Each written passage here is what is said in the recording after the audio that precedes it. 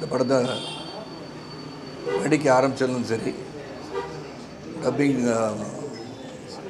எல்லா லாங்குவேஜ்லையும் டப் பண்ணி முடித்த பிறகு சரி, அது மொத்தம் 5 லாங்குவேஜ்லையும் டப் பண்ண இந்த படத்தை. ஏன்னா அந்த கேரக்டர் நம்ம பேசினா தான் நல்லாயிருக்குன்ற ஒரு ஆர்வத்தில் 5 லாங்குவேஜையும் பேச வாய்ப்பளித்த இயக்குனர் முகேஷ் குமார் சிங் அவர்களுக்கும், மோகன் பாபு சாருக்கும், விஷ்ணு மஞ்சுக்கும் நான் நன்றி சொல்ல கடமைப்பட்டிருக்கேன். அதாவது இறை அருள், இறை பக்தி இதெல்லாம் குறைந்து கொண்டு போகிறதோ என்று நினைக்கும் சூழலில் இந்த மாதிரி ஒரு படம் வர்றது உண்மையிலே ஒரு மோகன் பாபு சாருக்கு எப்படி உதிச்சுதுன்னு சொல்லும் போது, தெலுங்கு ப்ரீ ரிலீஸ் ஈவெண்ட்டில் பிரம்மானந்தா சார் பேசுனாங்க. இறைவனே இறங்கி வந்து நீ இந்த படத்தை எடுக்க வேண்டும் என்று சொன்னார் என்று அவர் சொன்னார். உண்மையிலே எவ்வளோ படம் எடுக்கலாம். மோகன் பாபு சார் வந்து நிறையா படம் பண்ணியிருக்காங்க, என்ன படம் வேணால் எடுக்கலாம். இது ஒரு படத்தை மக்கள் வந்து ஆடியன்ஸ் வந்து சிவபக்தர்கள் மட்டுமல்ல, சிவர் மேலே பக்தி கொண்ட ஒரு கண்ணப்பா கதையை, கண்ணப்ப நாயனாரின் கதையை சொல்வது என்பது வந்து போய் சேருமான்னு கூட யோசிக்கல. அவர் முடிவு பண்ணிட்டார். அதே மாதிரி விஷ்ணு வந்து ஒரு பேக் ஸ்டோரி வேணும், கண்ணப்பாவுக்கு ஒரு பேக் ஸ்டோரி சொன்னால் எப்படி இருக்கும், இமேஜினரியாக சொன்னால் கூட அது இன்ட்ரெஸ்டிங்காக சொல்லணும்னு அவர் வந்து மெனக்கட்டு இயக்குனரோடு அமர்ந்து பேசி ஒரு சிறப்பாக கடைசி வந்து அவர் வந்து நடிப்பு இந்த படத்தில் மிகப்பெரிய அளவில் விஷ்ணு நடிச்சிருக்கான்னு சொல்லலாம். அதில் எல்லாருமே இந்த படத்தில் பார்த்திங்கன்னா எல்லாரோட பங்கீடு இருந்தாலும் இதை வந்து ரிஸ்க் எடுத்து நியூசிலாண்டில் வந்து 120 நாட்கள் மேலே போய் படப்பிடிப்பு நடத்துவது வந்து சாதாரண விஷயம் கிடையாது. இதை பார்க்கும்போது நான் வந்து டப்பிங்கில் பார்த்துருக்கேன், ஹைதராபாத்தில் தியேட்டரில் போய் படம் பார்த்தேன், இன்றைக்கி ரிவ்யூ தியேட்டரில் படம் பார்க்குறேன்.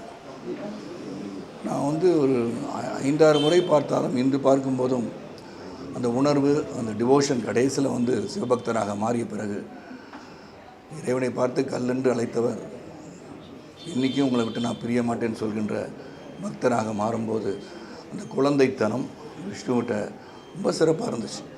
அந்த தாண்டவம் ஆடுற மாதிரி ஒரு சந்தோஷ தாண்டவம் அது பண்ணும். அந்த உண்மையிலே நமக்கெல்லாம் கண்கள் நீர் வர அளவுக்கு அந்த பர்ஃபார்மன்ஸும் சரி, அந்த வாயிலுங்கர் கண்கள் நீர் வரும்போது அது உண்மையிலே வாயிலிங்கம் அழுத்தது போல் ஒன்று உணர்வு ஏற்படுத்தியது. முதல்ல மோகன் பாபு அவர்களை வந்து வாழ்த்து தெரிவிக்கணும்.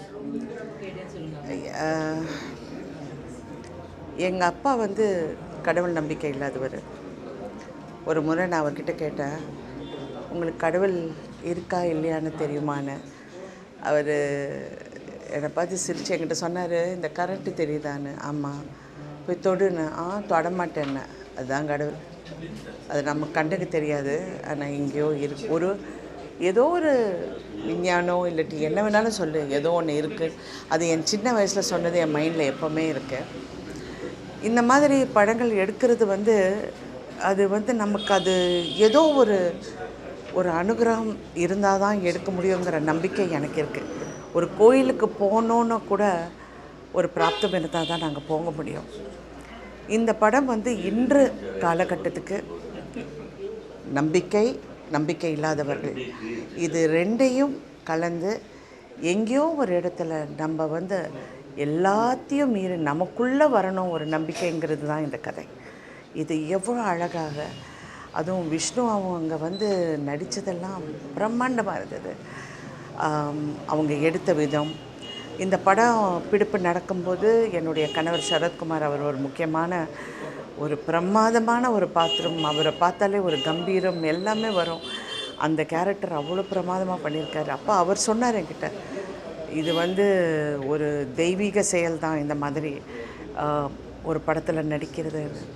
அந்த வகையில் இந்த படம் அவ்வளோ இன்றைக்கி இருக்கிற சமுதாயத்துக்கு, இன்றைக்கி இருக்கிற மக்களுக்கு, எவ்வளோ பேர் கோயிலுக்கு போகிறோம், கும்பிட்றோம், இதை பார்த்தா உண்மையிலே நமக்குள்ள ஏதோ ஒரு சக்தி நம்மளை மீறி இருக்குங்கிறது இந்த படம் வந்து சுட்டி காட்டுது.